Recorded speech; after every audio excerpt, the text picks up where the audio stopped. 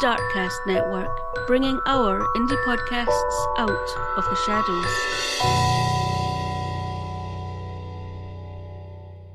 So I ended off last week's part 1 of the Renee and Andrew MacRae episode with the question what had led the police to arrest Bill MacDowell in 2019 for their murders after 43 years. Well, in fact, it would appear from the trial that there was no new forensic evidence, no new witnesses coming forward, and nothing uncovered from the quarries. So none of the usual reasons you would expect a trial to happen after such a long time, especially when Bill MacDowell's name had already been put forward to the Crown Office years prior, and it had been deemed that there was not enough evidence to pursue a trial at that time. However, following statements from witnesses being gone over and older witnesses who were still alive being re-interviewed, the police, feeling confident of a conviction, again submitted a file to the Crown Office naming Bill MacDowell as Renee and Andrew's murderer, and the Crown Office made the decision to charge Bill MacDowell. It wouldn't be until the trial that all of the witness statements that had been taken over the years were finally made public. I'll let you decide if you think Bill MacDowell should have been arrested and charged long before he was. Due to COVID and the fact that Bill MacDowell was 80 years old and in poor health after falling off a wall at his home and measures having to be put in place, the trial didn't actually take place until September 2022. Bill MacDowell would be facing the charges of assaulting and murdering 36-year-old Christina, or Renee, and 3-year-old Andrew MacRae on the evening of the 12th of November 1976, disposing of their bodies, Andrew's pushchair, the boot hatch from his car, and of setting Renee MacRae's car on fire, all in an attempt to defeat the ends of justice, for which he pleaded not guilty and lodged special defences of incrimination and alibi. However, before the murder trial could begin, the task of locating witnesses to see if they were still alive, due to the murder having taken place almost 46 years prior, and if not, locating death certificates to prove this, had to be undertaken. The trial finally began on the 12th of September 2022 at the High Court in Inverness, with a jury of 8 women and 7 men, and Lord Armstrong presiding, with Bill MacDowell being pushed into the court in a wheelchair by his wife. First onto the stand were witnesses who had information about events surrounding Renee and Andrew's movements the night they disappeared. It was reported that one witness, Nan McDougall, had seen a person wheeling a wheelchair along the side of the A9 road near where Renee's car had been found in the lay-by, wearing a gleaming raincoat, adding that she thought it was unusual for anyone to be out that night with a child, as the weather was atrocious. Nan was unable to say whether it was a man or a woman she had seen. Martin Shand also took to the stand, who in 1976 had been 19 years old and had been travelling to Inverness from Dundee, where he was at college, on the night of the 12th of November 1976, when he had seen a Volvo and a BMW car between 7:30 and 8 p.m. in a lay-by at Dalmagary.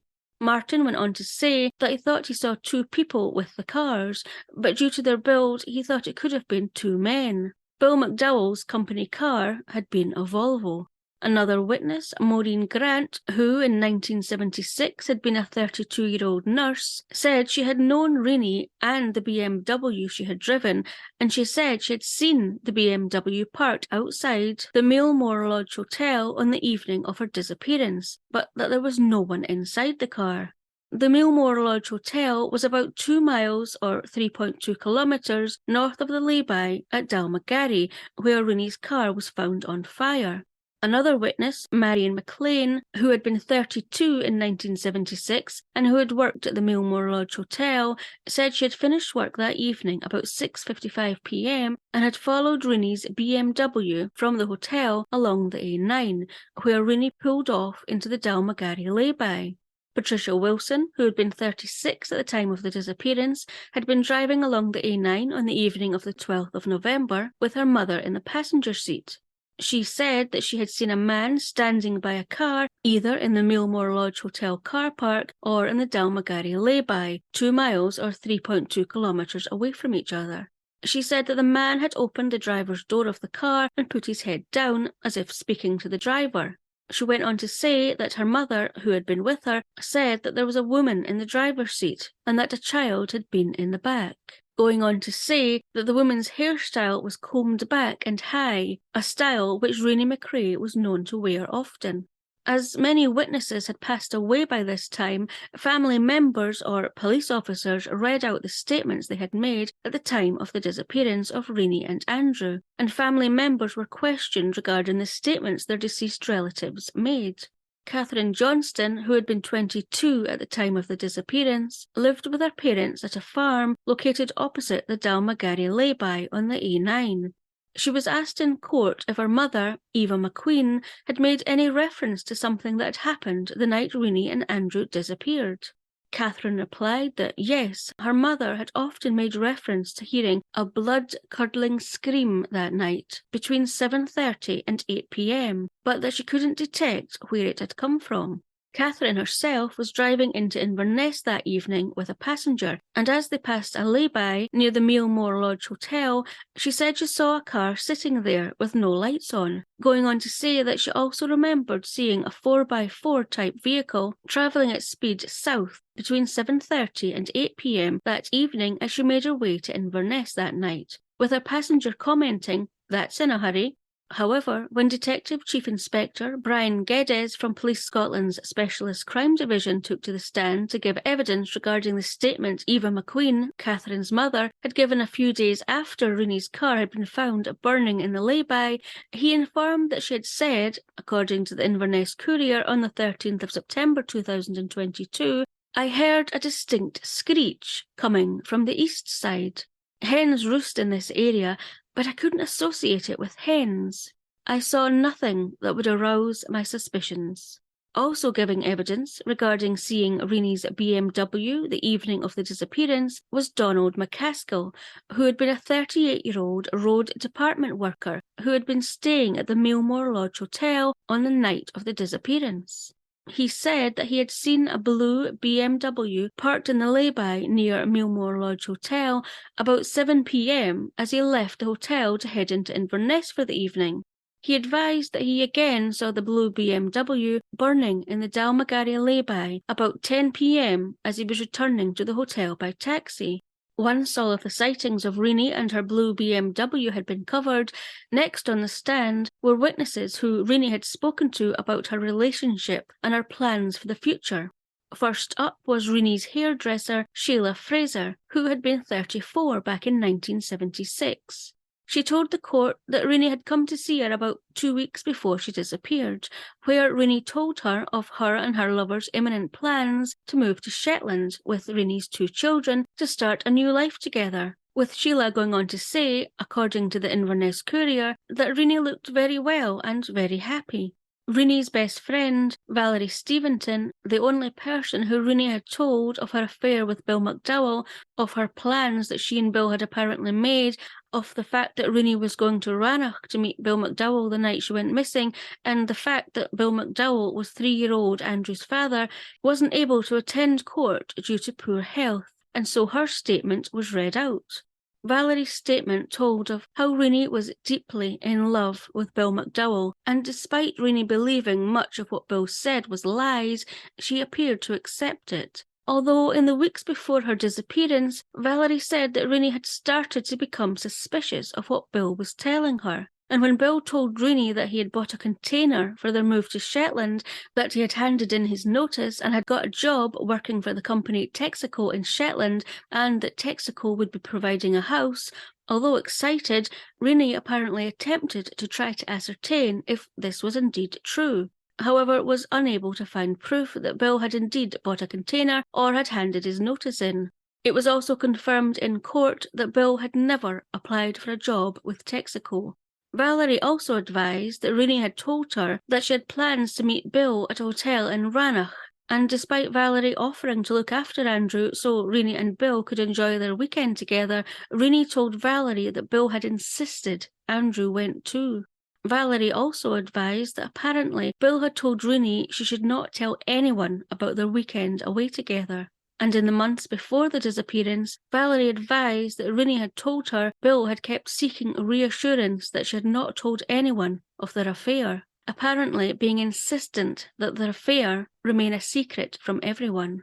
While it had been reported in newspapers at the time of the disappearance that Valerie hadn't been worried when Renee's car had been found on fire, Valerie's statement says something very different.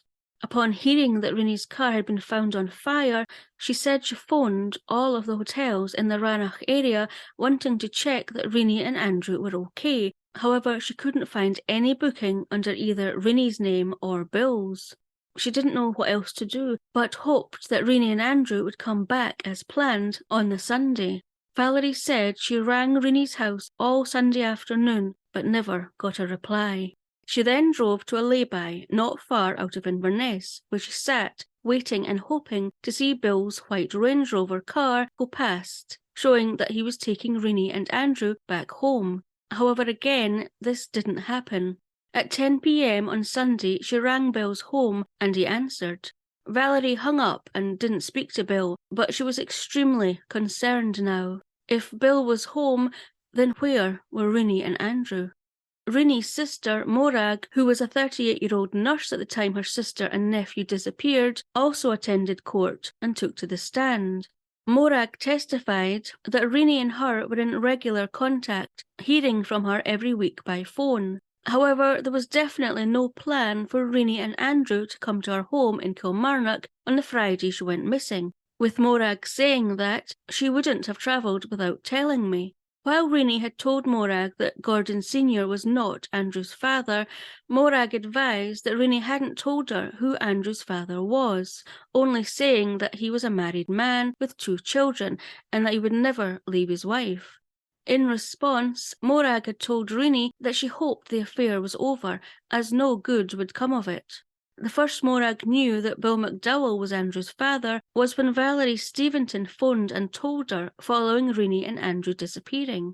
Morag went on to say, according to the Inverness Courier, that Renee was a devoted mother and she would never have abandoned Gordon. Morag told of how worried she had been and had felt that something dreadful had happened to Renee and Andrew. So much so that she phoned Bill MacDowell herself to try and get any information she could, but that his wife Rosemary had answered and said that he didn't want to speak to her. Then it was 85-year-old Gordon MacRae's turn to take to the stand, where he told the court that he and Renee didn't have a great marriage, but that their split had been amicable, and Gordon wanted to make sure that Renee lived a comfortable life, gifting her both a detached bungalow and a blue BMW car. He admitted that he was aware she was seeing someone else and had asked her if the person she was seeing worked at his company, saying that it would be unacceptable if this was the case, but that Renee never disclosed to him who the man was. He said he had been shocked to find out on the morning of the 13th of November 1976 that Renee's car had been found on fire at the Dalmagarry lay-by, and that as far as he knew she had been going to visit her sister Morag in Kilmarnock. Gordon said he had been further shocked to have discovered shortly after this that it had been his company's secretary, Bill MacDowell, who Renee had been having an affair with, and that he was Andrew's biological father. He said, according to an article by the BBC News, that in the days following Renee and Andrew's disappearance, he'd had a meeting with Bill MacDowell at their work, where Gordon had said to him, "If you can help the police in any way, please do so," going on to say that Bill had not said a word to him throughout the meeting, not a word. Gordon then fired Bill MacDowell. When asked what he thought about Bill MacDowell's special defence being that Gordon himself, along with persons unknown, had committed the offences that Bill MacDowell was facing, Gordon replied that the suggestion was incredible. Both the defence and the prosecution asked Gordon MacRae directly if he had any involvement in any way in Renee and Andrew's disappearance, to which he replied, "I can't express my indignation that this should be suggested," and absolutely none. And when the prosecution put to him that an ex-girlfriend whom he had visited nearby quarries with had said he had once told her that, "If you fall out with me, this is where you would end up," Gordon MacRae replied that this was absolute nonsense. Gordon's alibi was that he had been having a business meeting at his company premises late in the evening on Friday, the 12th of November, with a Lawrence Granger, who was a chartered accountant. He said that the meeting didn't finish until about 7:45 to 8 p.m, at which time Gordon said he had gone straight to his home in Inverness. When Lawrence Granger took to the stand, he confirmed the meeting and that it had not finished until between 7:30 to 8 p.m, going on to say that Gordon MacRae had left the meeting 2 or 3 times for a period of no more than 15 to 20 minutes at a time. So now we know Gordon's movements and alibi for the night Renee and Andrew went missing. Let's now find out what Bill's movements and alibi is. Bill actually didn't take to the stand, but he gave 4 statements within a week of the disappearances. The first being on the morning of Monday the 15th of November, 3 days after Renee and Andrew's disappearance, when, according to the Inverness Courier, on the 22nd of September 2022, he said, "I deny any association with Mrs. MacRae." And he went on to give his alibi, saying on Friday the 12th of November he had left his work at Hugh MacRae Builders on the evening and went to the Mercury Motor Inn, where he proceeded to drink with 3 workmates, one being John Davenport, until about 7:15 p.m, when he left the premises. He then briefly travelled back to his place of work before going to a shop in Castle Street in Inverness, and then he drove home, arriving at about 8:15 p.m, where he stayed all evening with his wife Rosemary, who confirmed this, although we'll get to her statements later. In his initial statement, Bill also said that he hadn't been anywhere near the A9 that evening. The second statement, made by Bill MacDowell, was later on Monday the 15th of November, where he then admitted to being involved with Renee MacRae, with the statement going on to say that he and Renee would have sex in rural and other locations around Inverness, sometimes twice a week. Bill also admitted in this second statement to speaking with Renee at times of going to Shetland and Rannoch, but said that he was only joking. His third statement was taken on the 18th of November, where he elaborated more about his relationship with Renee, saying that they had talked about going away for the weekend of the 12th of November and also the previous weekend, but that there was nothing definite arranged. Apparently, the two had made an appointment to meet on the Friday the 12th of November between 5 and 6 p.m. near Renee's home, but Bill said he wasn't able to make this due to his work commitments. Bill also disclosed in the same statement that, "I always had to lie to her. If she had her way, it would be every weekend. That is why I kept telling her lies, leading her on." In a fourth statement on the 19th of November, where Bill had by this time been sacked by Gordon MacRae, he said, according to the Inverness Courier, that he and Renee had made an arrangement for Bill to pick up her suitcase on Thursday the 11th of November, the day before the disappearance, but Bill apparently had no intention of doing this, saying that he had made this decision on the Monday. Bill went on to say that, "It has been suggested that I was going to leave my wife and go to Shetland. This is not true. I never applied for a job there. I had no intention of going to Shetland." Following these statements being read out to the court, John Davenport, who was 37 at the time and who was one of the workmates Bill MacDowell said he had been drinking with on the evening of Friday the 12th of November, took to the stand. He confirmed that himself and 2 other workmates had been drinking in the company of Bill MacDowell on the Friday night, but elaborated by saying that it was unusual. It hadn't happened before as far as I can recollect. He went on to say that Bill had been in their company from about 6:30 p.m. before he left about 7:10 p.m. John Davenport also reported that in the time Bill was in their company, he mentioned a number of times that he planned on meeting his wife about 7 p.m, although Bill left the Mercury Motor Inn shortly after 7 p.m, not having met his wife, and drove home, apparently getting there about 8:15 p.m, where his wife was. So why say regularly that he was planning to meet his wife for 7 p.m, when clearly she was at home the whole time? Like I said, we'll find out what Rosemary had to say shortly. Now, a lot has been mentioned about a Volvo being seen with Renee's blue BMW on the evening she went missing, and as I've said, Bill had a Volvo, with this being his company car. So when he was sacked by Gordon MacRae, obviously Gordon wanted his company car back from Bill, and so Gordon asked Kenneth Rock, who was responsible for the MacRae Builders company cars, to go to Bill's address and retrieve the company car. Sadly, Kenneth Rock is now deceased, and so the statement he made at the time of Renee and Andrew's disappearance was read out by Detective Constable Ruth Mason, who had worked on Operation Abermule, which had resulted in Bill MacDowell's arrest. The statement read that when Kenneth had arrived at Bill's address to retrieve the company Volvo, he had found Bill scrubbing the boot at the back of the car. And when Kenneth had said why he was there, Bill had refused to give him the car, saying he was cleaning it at the moment, but that he would return it when he was finished and not before.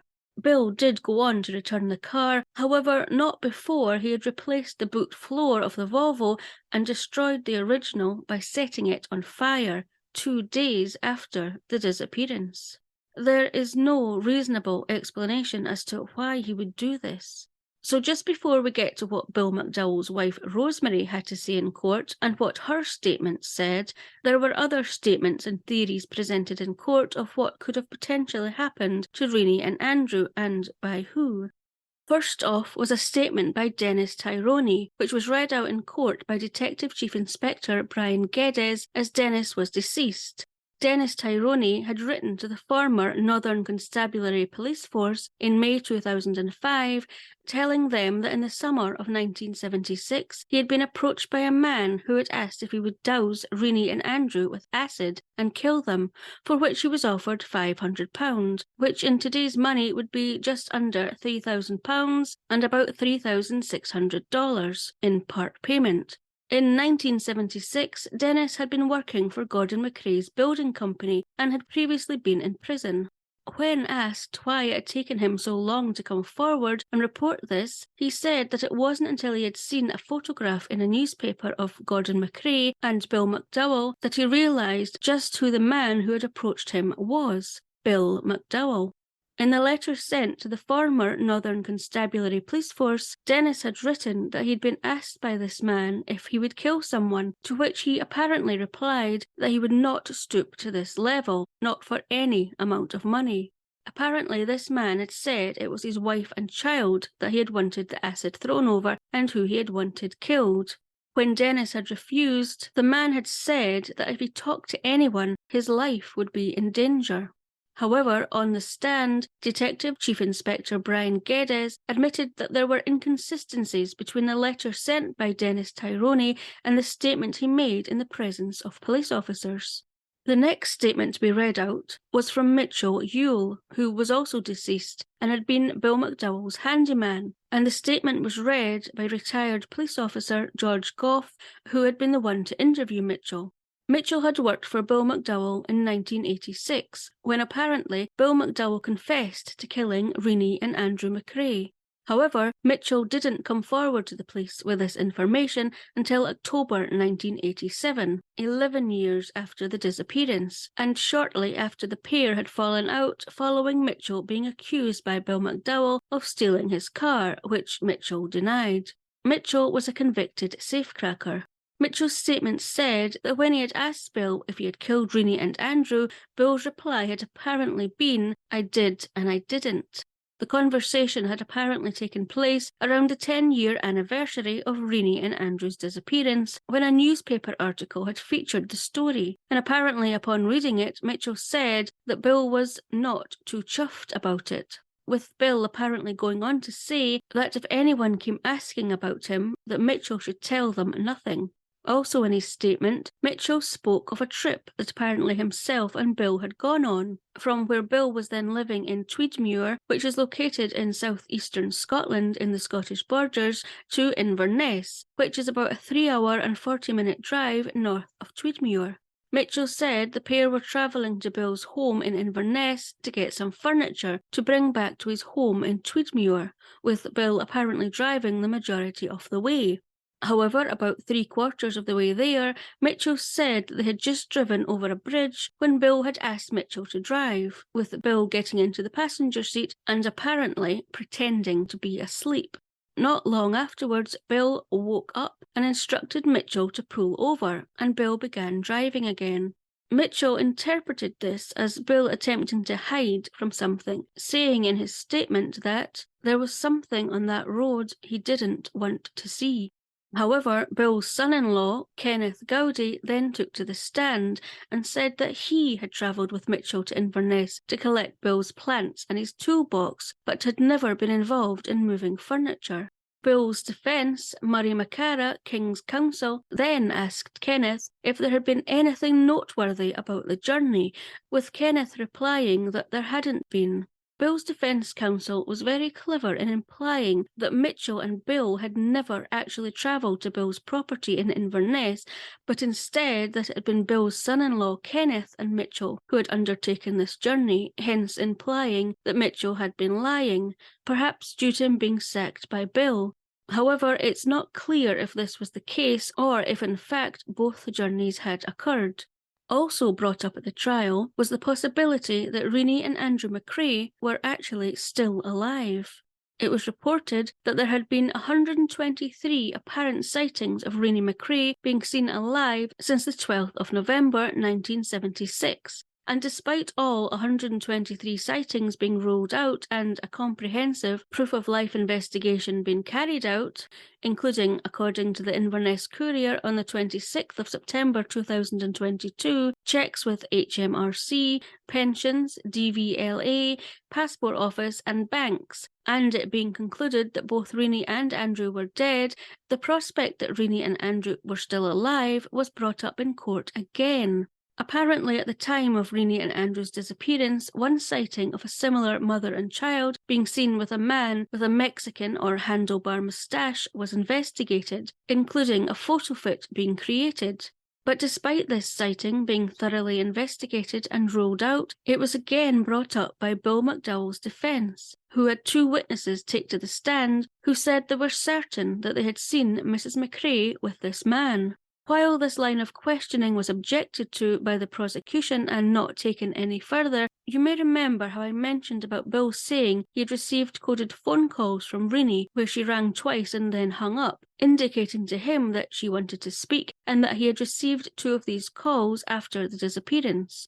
Well, a retired journalist, Stuart Lindsay, also took to the stand and reported that Bill had actually mentioned this to him during an interview 8 days after the disappearance. Stuart found this interesting and asked Bill if he had told this to the police, to which Bill replied, "It must have slipped my mind." While the defence were keen to put forward the theory that Renee and Andrew may still be alive, thus Bill could not have been involved in their disappearance, this was truly shattered when Rosemary MacDowell took to the stand. She was first asked about why she turned up at the police station just over a month after Renee and Andrew went missing, requesting to speak to her husband who was being interviewed and demand that he leave immediately. To which she replied, according to the Inverness Courier on the 20th of November 2022, "I was probably getting annoyed that they were keeping him there because he had nothing to do with it." Next, Rosemary MacDowell was questioned regarding her differing statements. Back in 1976, when Renee and Andrew disappeared, when Rosemary was questioned regarding what time Bill MacDowell got home on the evening of Friday the 12th of November, her statements had said between 8 and 8:30 p.m. However, in November 1986, the 10th anniversary of the disappearance, when both Bill and Rosemary were now living at Tweedmuir and they were being detained for questioning, as Rosemary was suspected of attempting to defeat the ends of justice, discrepancies were noted in her statements, as she was then saying that she couldn't remember when Bill got home, but stated that it was definitely before midnight. Rosemary's statement from 1986 went on to say that she'd been making a curry, that their two girls were watching a cowboy series, which apparently had two words in the title, but she couldn't remember the name of it, but that it was on every Friday. She stated that after the series had finished, which did so at 10:15 p.m, the two girls had gone to bed, and this was when Bill MacDowell got home. Although Rosemary had stated previously that Bill had got home between 8 and 8:30 p.m. She was not able to offer an explanation for these inconsistencies back in 1986, simply saying, "Well, that must have been right at the time. I didn't cover up anything." When the officer interviewing her, Detective Sergeant Black, pointed out to Rosemary her discrepancies, she became angry and apparently said, "I don't know why you're getting on to me for. I never stabbed her or whatever happened to her." When she was asked by the prosecution why she had said this, she said, "It just came out that way in the spur of the moment. There was nothing meant in it." When she was asked if she had known that Renee had been stabbed, Rosemary replied, "No, I did not. It just came out when one gets annoyed." When the prosecution showed Rosemary a TV guide from the night in question, which showed that the Cowboy series had started at 9:25 p.m. and finished at 10:15 p.m., Rosemary said that it wasn't the Cowboy program that the two girls must have been watching. She was confused. She said the two girls would not be allowed to stay up until 9:25 p.m. and that it must have been another program, suggesting it was likely the New Avengers she had meant, which the TV guide she had been shown just so happened to have an image of in it, and had also been on that night, but had finished at 9 p.m. When Detective Sergeant Black took to the stand and was asked if Rosemary MacDowell had ever mentioned the New Avengers as possibly being the TV show she had meant the two girls had been watching that night, he said no, there was no mention of the New Avengers. Upon completing her evidence, Rosemary had insisted that her husband had got home at 8:30 p.m. While there was not a lot of forensic evidence to present during the trial, it was disclosed to the jury that the blood that had been found in Renee's BMW boot at the back of the car was assumed to be hers, as according to the Inverness Courier, DNA analysis had shown that only 1 in 100 million had the same profile. The court was also told a BMW expert had advised that the fire in Renee's car had been started using the car's cigarette lighter. It was also disclosed that a bottle containing some paraffin was found at the scene a few days later. The court was also told by blood spatter expert Christopher Gannicliffe that the blood found in the boot of Renee's BMW could have been caused by a blow to the head, with the victim then falling partly into the boot, although he also went on to say that equally the blood found could have come from a nosebleed. Christopher went on to advise that he was unable to confirm how long the blood had been there.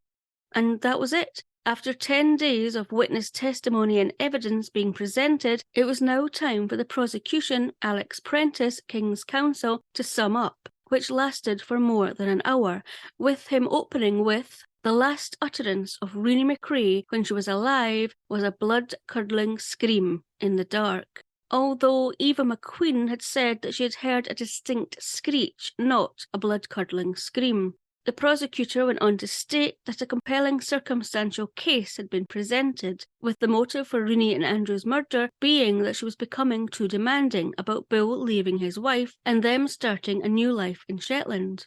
Bill stated at the trial that he had no intention of leaving his wife, and if his affair with Renee and the fact that he was Andrew's father came out, his life would be changed dramatically. He'd likely lose his job, his family, and his home. The prosecution also reminded the jury of the ever-changing statements by Bill MacDowell, and the fact that the discrepancies in Rosemary MacDowell's statement, which had served as his alibi, only undermined the special defence of alibi that Bill had lodged. The prosecution ended by asking the jury to seriously consider the question, why get rid of the boot floor of a company car and destroy the original?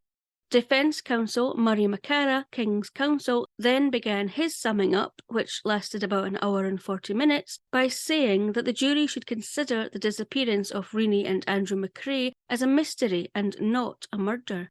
He went on to say that the trial had left many unanswered questions and that he didn't believe it had been sufficiently proven that a murder had taken place, and certainly not that Bill MacDowell was involved. According to the Inverness Courier, the defence asked the jury to consider the question, if Bill had concern, love and affection for Andrew, his only son, then how did he benefit from his death, and why would he murder his own son? It would make Bill a callous, cold-hearted psychopath, and that would be a gross overreaction, so grotesque it is absurd.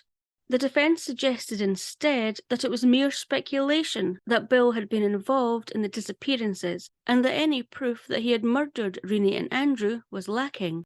Mr. McCara also questioned why the charges against Bill MacDowell had not come about before now, considering the evidence was practically the same as had been collected in 1976, going on to say that as so many years had passed, witness recollections would have faded and changed. He concluded by urging the jury to find Bill MacDowell not guilty. Once Judge Lord Armstrong had given his instructions to the jury, the 8 women and 7 men retired to consider their verdict, which after 224 minutes of deliberation, they were ready to deliver. After a 13-day trial, 80-year-old Bill MacDowell was found guilty by a majority of killing 36-year-old Renee MacRae and 3-year-old Andrew MacRae, of attempting to pervert the course of justice by disposing of their bodies and of their belongings, and of setting fire to Renee's car. Judge Lord Armstrong then sentenced Bill MacDowell to a life sentence to serve a minimum of 30 years. The judge said that the murders appeared to have been planned and calculated, not a spontaneous act, and in essence were executions. Following the trial, Advocate Depute Alex Prentice read a statement that had been prepared by Renee's sister Morag. The pain of losing Renee and Andrew doesn't ease. Not a day passes when both are not in our thoughts. Andrew's life was cruelly and brutally cut short at such a young age, just 3 years old, and I often wonder what he would be doing now. The passage of time has not eased the anguish. We have not been allowed to grieve properly. Not knowing how Renee and Andrew died and where their remains lie compounds the anguish. I have never stopped trying to find justice for Renee and Andrew, who deserve to rest in peace. Thinking of the terror they must have felt when they died in such a calculated and callous way continues to haunt me. 82-year-old Morag has urged Bill to tell them where Renee and Andrew's bodies are, to come clean. However, as he is kept quiet for so long, she doubts he will do this, but she remains hopeful. Detective Chief Inspector Brian Geddes, who had led Operation Abermule, which was set up in 2018 to investigate the disappearance and possible murders, said after the trial that as far as he was concerned, his job was only half done, as Renee and Andrew's remains were still to be found. He appealed for anyone with any information to come forward, disclosing that nothing in their inquiry had led to any further locations where the bodies could be. He also appealed directly to Bill MacDowell to disclose where the bodies were and to allow the family closure. DCI Brian Geddes stated that he fully intends to engage with Bill MacDowell in a bid to get him to disclose the location where Renee and Andrew's bodies are, and he too remains hopeful that now they have secured a conviction, Bill will be willing to speak to detectives. Although he did concede that with Bill's declining health, it may never actually be known where the bodies are or what actually happened that fateful night on the 12th of November, 1976. Now, the murder trial was actually filmed, which isn't often the case in Scottish murder trials, and it is to be made into a documentary for the BBC's Murder Case television series. No date has yet been given for its release, but I'm looking forward to getting a further insight into this trial. So what do you think?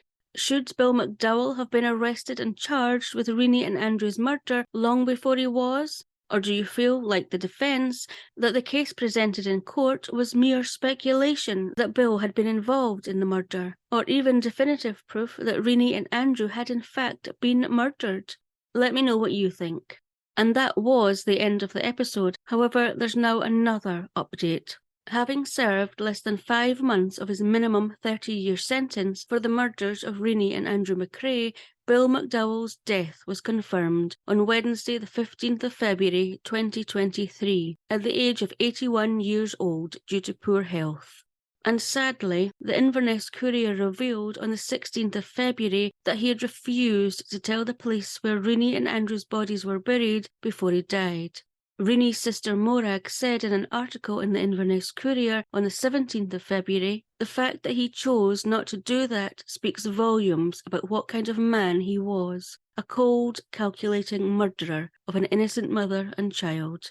A memorial bench for Renee and Andrew had been installed at Renee's family's graveyard many years before, and Morag had always hoped that one day the bodies of Renee and Andrew would be laid to rest there. But Morag said, that has been denied us. In the same article in the Inverness Courier, Highland journalist Bill McAllister, who had followed the case since Renee and Andrew went missing in 1976, said, MacDowell will have a funeral and presumably a gravestone at his final resting place. But there is no such closure for the family and friends of the MacRae victims. Okay, on that somber note, here's Dawn's Digest.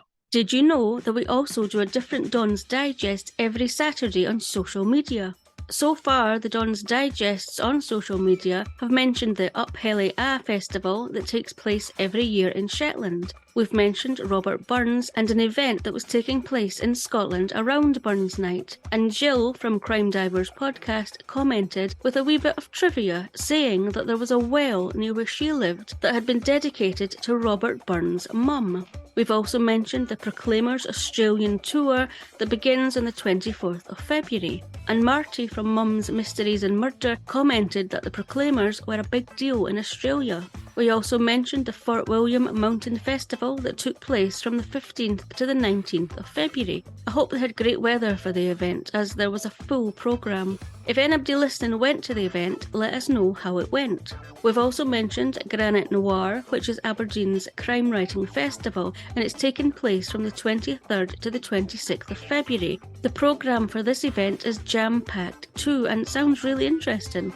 Again, if anyone is going along to this event, please let us know what you attended and how it was. The most recent social media Dawn's Digest was about Mike Oldfield's Tubular Bells concert. My husband is a huge fan of Mike Oldfield, and so I went along to see what all the fuss was about, and I actually loved it. We got front row seats, and it was honestly a spectacular evening. I might not be a converted fan, but I definitely appreciated the concert very much, and all of the musicians were amazing, so talented. If you'd like to find out more about what the concert is about, you can visit mikeoldfieldofficial.com, or if you'd like to attend a concert, which I would highly recommend, you can catch the concert throughout the UK this spring. And it will be in Edinburgh on the 6th of March, Glasgow on the 7th of March, and Perth on the 8th of March. You can find more details about all of these Dawn's Digests, as well as any future ones, on Scottish Murders' social media. Okay, so as you know, Scottish Murders now has a Patreon, where if you like, you can support the podcast. And we have our first patron. So a huge thank you to Misty Dawn DeCray, who has opted for our The Belter tier. And so, after 3 months, Misty Dawn will receive an exclusive Scottish Murders mug. I can't tell you how much I appreciate any and all support you, our listeners, give us. Thank you again so much, Misty Dawn. Okay, so I want to tell you all about a podcast that I've been a huge fan of and have been listening to since its very first episode, which just hooked me. It's a bit different to what I normally listen to or read about, but I do love a good audio drama when I come across one. This is the synopsis. 10 years ago, Malcolm Smith was the host of Strange Air, a successful radio show about the paranormal. One night, during a live broadcast, Malcolm vanished into thin air. To this day, no one knows what happened. Now his daughter, Chase Smith, is in her last year of film school, and she's making a documentary about her father's disappearance. Good evening, and welcome to Strange Air. I am your host, Malcolm Smith, and I'll be here for the next 4 hours taking your calls as we explore the outer regions of reality. 10 years ago, Malcolm Smith vanished from the face of the earth. One moment, he was on the air in the middle of a sentence, and the next moment, he was gone. People will believe anything. So, what do you think happened? I believe your father staged the whole thing.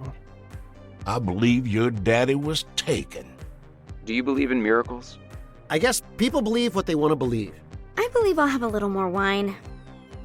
It's time you heard the truth about your father! You're completely insane. Did someone hit you? Leave me alone! What's going on? I'm going to find my father. Strange Air. Available wherever you listen to podcasts.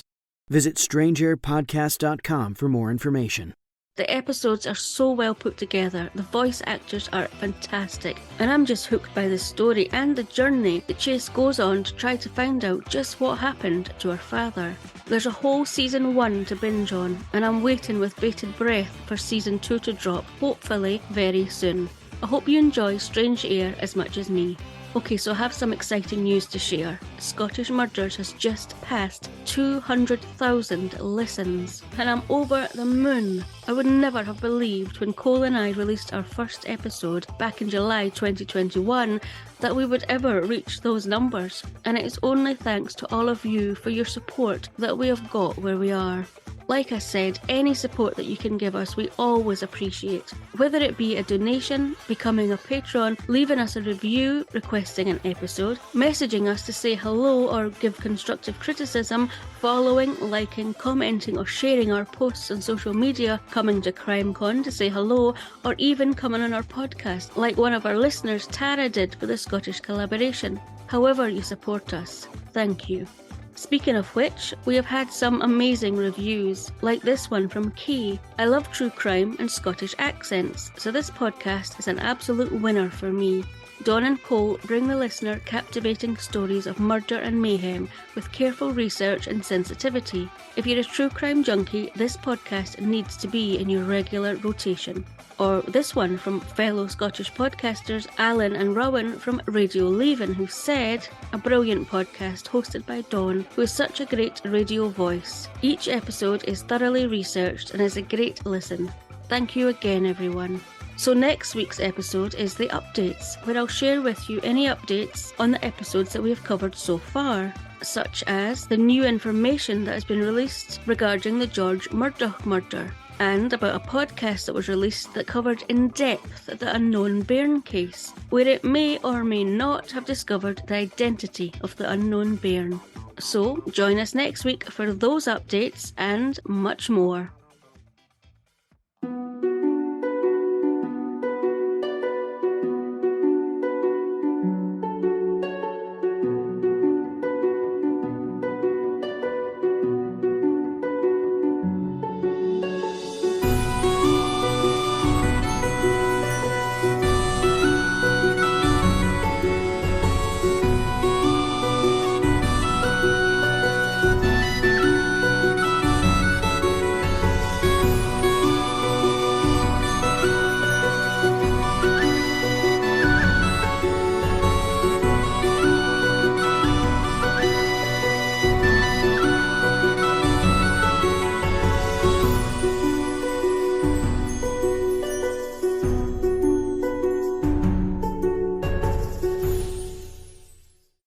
Scottish Murders is a production of Clurin Ton.